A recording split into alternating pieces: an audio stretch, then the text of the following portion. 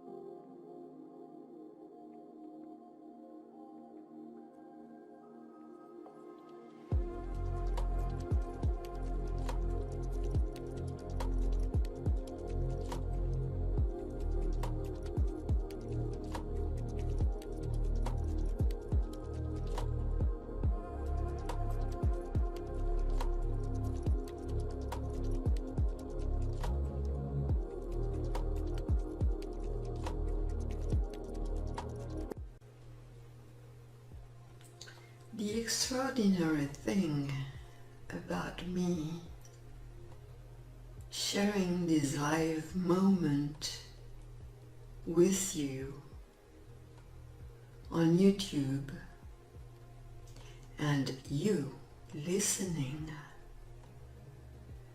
is that it bypasses the concept of linear time. Linear time is a concept. It is not the chronos of reality.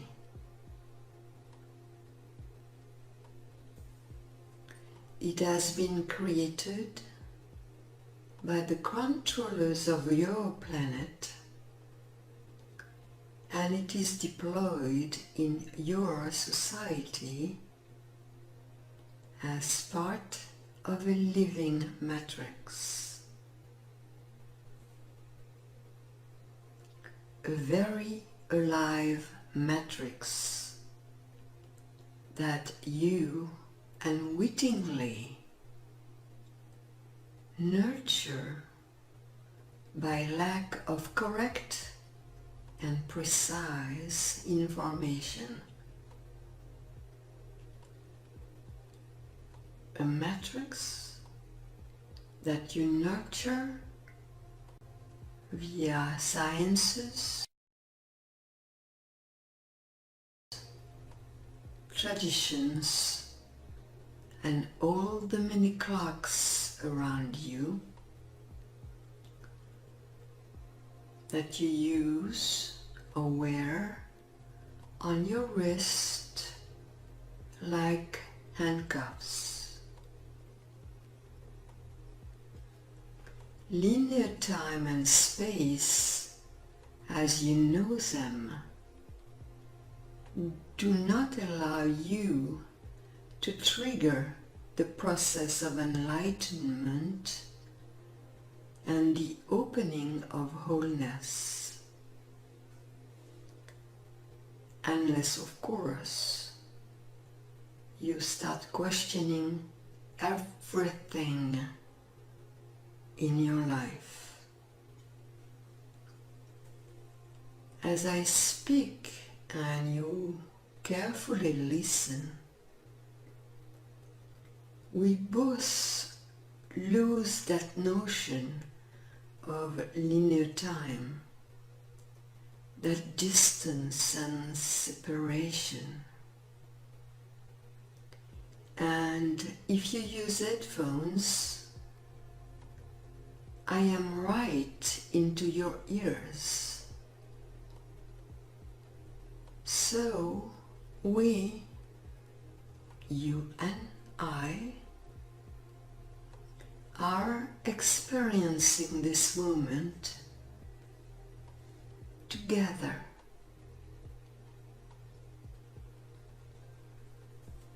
A Theravatin Buddhist monk, I was at my monastery that day. It was early afternoon,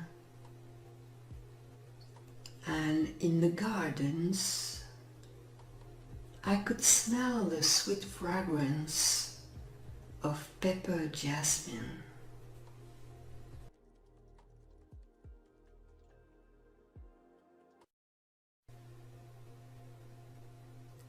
I sat down for a 3-hour meditation session, and I thought to myself that, like the Buddha, I wouldn't budge until I find the answer to my question,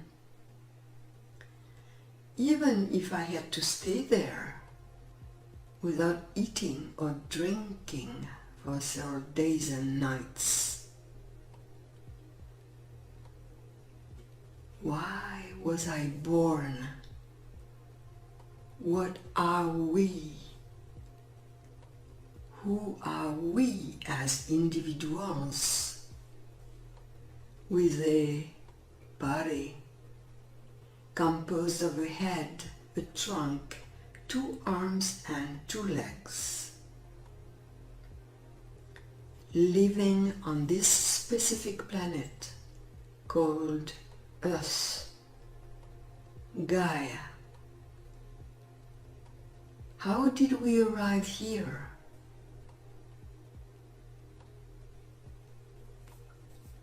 I first checked my environment.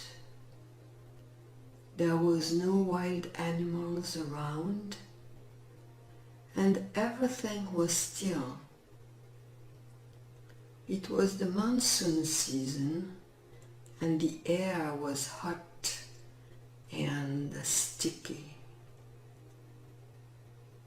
People were taking a nap. The birds were silent. Everything was peaceful, secure, and cozy. I closed my eyes and I checked my bodily functions, the rate of my breathing, slowing down to a deep, low rhythm, heartbeats, blood flow, thought process. I brought my focus on the space that you can find between two strings of thoughts, and sliding in between, I entered the core of consciousness.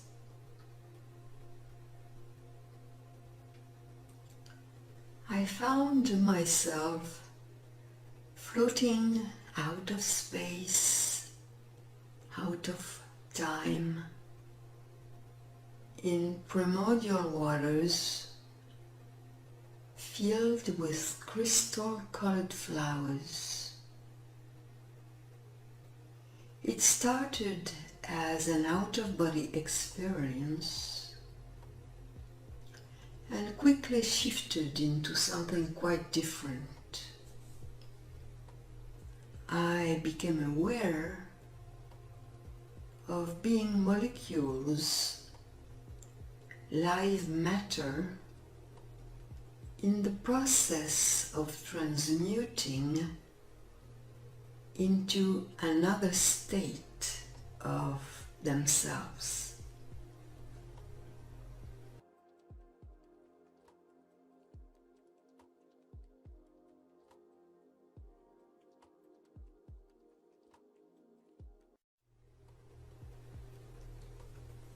I glided peacefully above a coral reef and could hear muffled underwater sounds and bubbles, and watched the extraordinary environment filled with rainbow colors and corals. Green, purple, pink, orange, yellow, blue.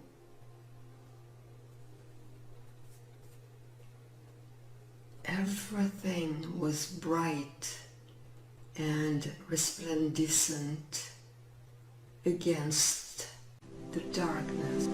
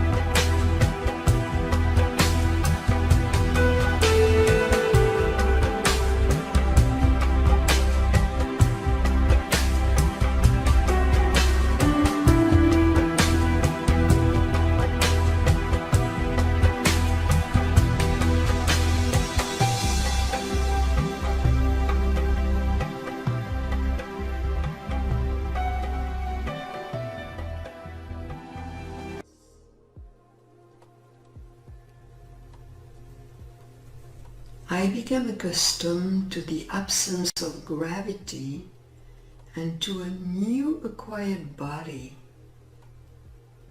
I suddenly had become huge, with large wings. I was a giant, 23 feet manta ray. Not only was I her body, but I was also her mind, her eyes, her caring, loving thought system, the way she perceived all things around,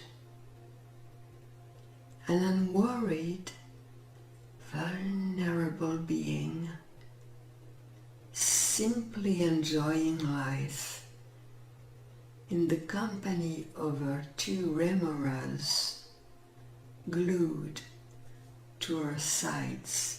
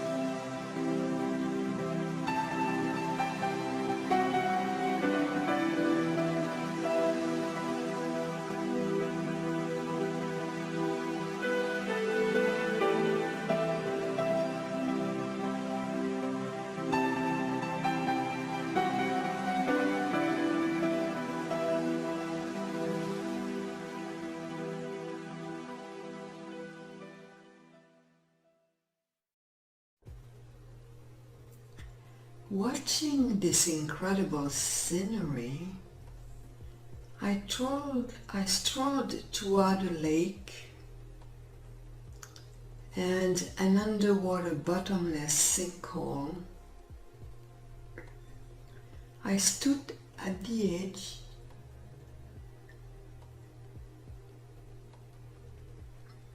peering into the darkness,